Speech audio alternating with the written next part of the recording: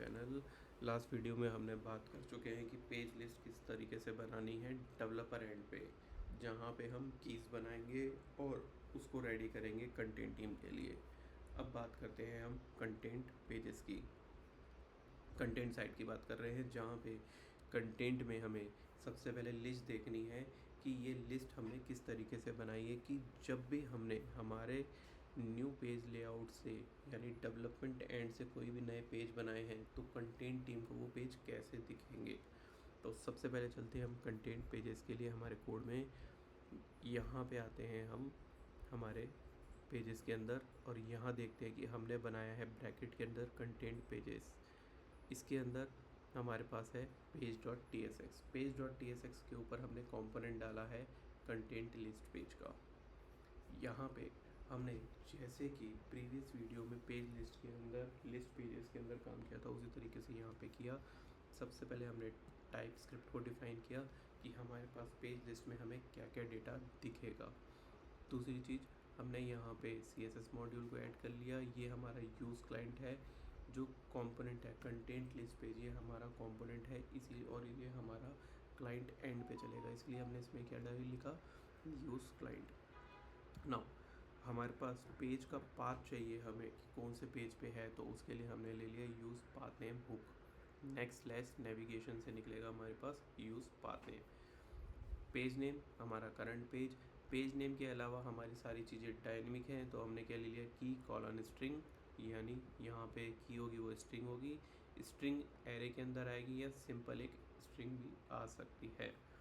अब list pages के अंदर क्या ले लिया हमने, सबसे पहले फाइल नेम। फाइल नेम में दूसरा था हमारा कंटेंट, जो हमारे पास कोड में आएगा, मतलब जो हमारे पास जो एरे आएगा उसमें हमारे पास हम उसमें कंटेंट की ले रहे हैं, तो कंटेंट की में लास्ट चाइल्ड था। लास्ट चाइल्ड में हमारे पास यहाँ पे हमने दोबारा से बनाया, जो लास्ट चाइल्ड है वो भी हमारा एक एरे ही है, ठीक है। और ये लास्ट जो लिस्ट है हमने तैयार करके रख ली कि इसके अंदर हमारे पास क्या क्या कंटेंट रहेगा।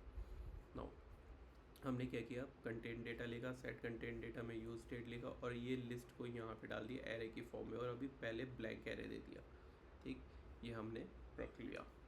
नाउ पाथ नेम निकाला हमने, यूज़ पाथ नेम से हम क्या कर सकते हैं, जो हमने यहाँ पे क्लाइंट साइड कंपोनेंट होता है ये यूज़ पाथ नेम, हमने ये जो यहाँ पे इंपोर्ट किया है इसको इस तरीके से निकाल सकते हैं, const variable equal to use path name.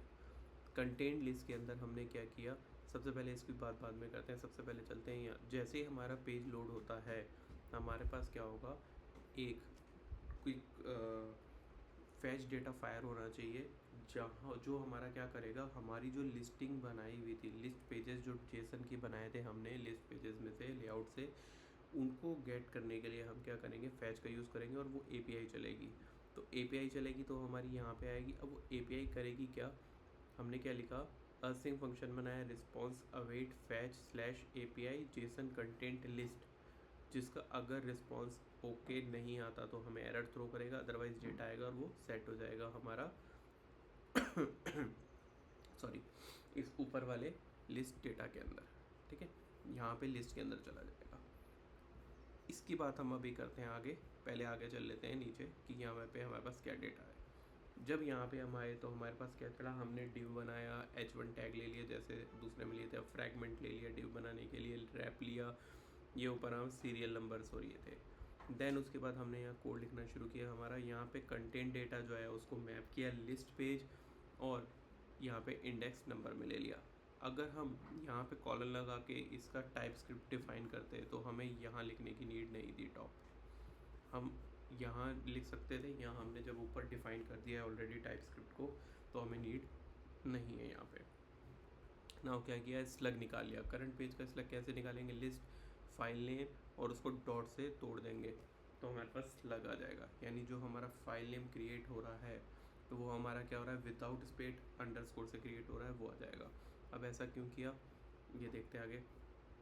जैसा हमने लिस्ट पेज में किया था, हमारे लिस्ट लेआउट पेज में किया था, वैसे ही सेम यहाँ पे भी कर रहे हैं। ये हमने डेटा को निकाला, ये CSS है सारी ऊपर वाली, ये इंडेक्सिंग आई 0 1 2 3 जो हमारे यहाँ पे क्रिएट होगा इंडेक्सिंग।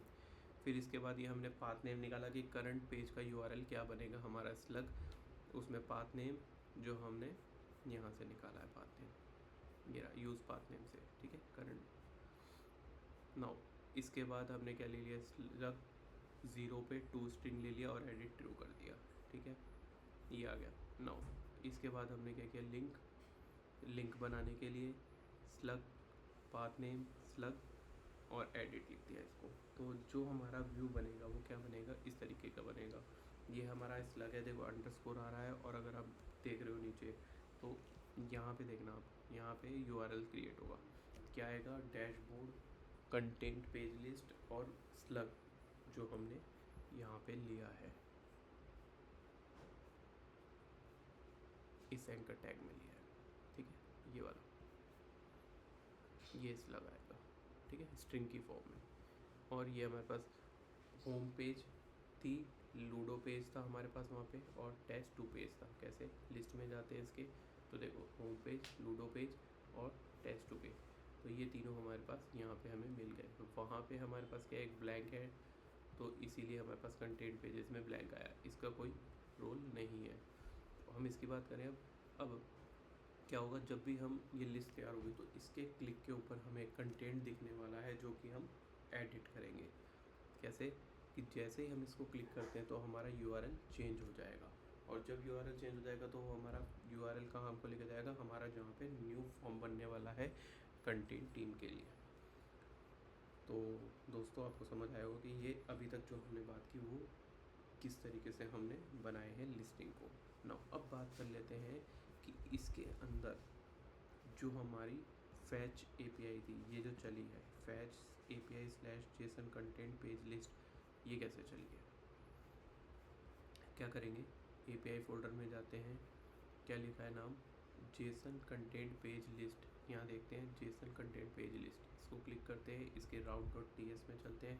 कैसे बनाते थे API, ऐप के अंदर API का फोल्डर, फिर जो हम स्लैश कर रहे हैं उसका फोल्डर का नेम बना देते हैं और route.ts बनाते हैं। अब route.ts के अंदर या तो हमारी पुट होती है, या गेट होती है, या डिलीट होती है, या फिर रिक्वेस्ट जो होता है वो यूज़ करते हैं। बेसिकली ज़्यादा हम एडिट के लिए पुट यूज़ करते हैं, गेट यूज़ करते हैं किसी पेज का डेटा गेट करने के लिए, और जो डिलीट होती है वो डेटा को डिलीट करने के लिए यूज़ होती है ना। यहाँ पे हमने यूज़ किया गेट क्योंकि हमें डेटा को निकालना है। क्या करेंगे, इंपोर्ट fs/promise करेंगे। जब हमें सिर्फ डेटा को निकालना है यानी प्रॉमिस को सॉल्व करना है तो हम fs/promise लेते हैं, लेकिन हमें जब किसी पाथ को रीड करना है, डायरेक्टरी को रीड करना है, तो हम इसको नहीं यूज़ करेंगे, हम fs को यूज़ कर लेंगे, ठीक है। तो आगे आप डेटा को ब्रेक करो तो उससे बेटर है कि इसको fs/promise ही ले लो, ठीक है, इस तरीके से यूज़ करो ना। अब नेक्स्ट रिस्पॉन्स के लिए यूज़ होता है, इसमें हमने डेटा गेट करना तो क्या लिया, एक्सपोर्ट एसिंग फंक्शन गेट, इसके अंदर ट्राई कैच लगा दो, कैच के अंदर एरर response.json में हमने यहाँ पे ऑब्जेक्ट भेज दिया। नो ट्राई के अंदर आते हैं, हम सबसे पहले यहाँ पे नेक्स्ट रिस्पॉन्स कुछ भी टेक्स्ट भेज के देख लेना कि API चल रही कि नहीं चल रही, पता चल जाएगा। चल रही है तो सबसे पहले अब यहाँ पे लिखा हमने path name part.join process.cwd SRC, ये हमें SRC तक का पाथ दे देगा, ये मेन रूट का पाथ देता है, अंडरस्कोर डेटा कहाँ से फाइल हमें निकालनी है, JSON अंडरस्कोर डेटा से, यहाँ से जहाँ पे हमारा लेआउट क्रिएट हो रहा है, लेआउट की JSON क्रिएट हो रही है। इसको हम फाइल को रीड कैसे करेंगे, AWS await सिंह हमने बाहर लगा रखा है, अवेट fs.read_dir, रीड dir से हम जो हमारी डायरेक्टरी होती है उसको रीड करते हैं और पाथ नेम देते हैं, तो हमें ये सारी फाइल्स की URL दे देगा। अब क्या होगा, सारी फाइल्स की URL दे दी, क्योंकि हमें लिस्ट बनानी है, सारी फाइल्स को दिखाना है, इसीलिए हमने रीड dir किया, डायरेक्टरी को रीड कर लिया। फिर क्या लिखेंगे यहाँ पे, अवेट promise.all, सारी प्रॉमिस जो होंगी वो सॉल्व होंगी, फाइल्स जितनी भी हमारी फाइल्स रीड होने वाली है उसमें, और वो प्रॉमिस से सॉल्व होगी। अवेट लिखा, फाइल्स डॉट मैप किया जिसमें हर फाइल को हमने यहाँ पे रीड करना शुरू किया है। फाइल्स पाथ, फाइल का जो पाथ है वो निकालेंगे अब, जिसमें डायरेक्टरी, करंट डायरेक्टरी में फाइल निकालेंगे जो हमारी, जैसे कि home page dot home underscore page है या लूडो अंडरस्कोर पेज है, तो फाइल का नेम आया, उसको हम यहाँ पे ज्वाइन कर लेंगे फाइल के पाथ को कि वो फाइल कहाँ पे पड़ी है। अब उसमें से कंटेंट निकाल लेंगे, अवेट किया, रीड फाइल, फाइल पाथ, जो हमारी फाइल रीड होती है वो होती है fs.fileread से, इसमें फ़ाइल का पाथ दे दिया, उस फाइल को हमने रीड किया कि उस फाइल में हमारे पास क्या क्या डेटा पड़ा हुआ है।